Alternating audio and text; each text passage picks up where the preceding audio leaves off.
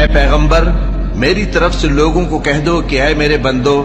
جنہوں نے اپنی جانوں پر زیادتی کی ہے، اللہ کی رحمت سے نا امید نہ ہونا۔ اللہ تو سب گناہوں کو بخش دیتا ہے،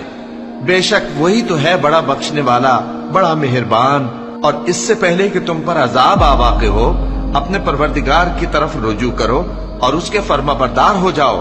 ورنہ بعد میں تم کو مدد نہیں ملے گی۔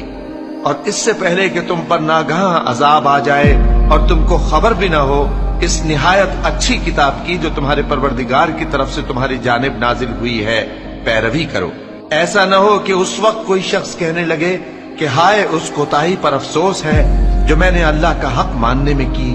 اور میں تو ہنسی ہی کرتا رہا،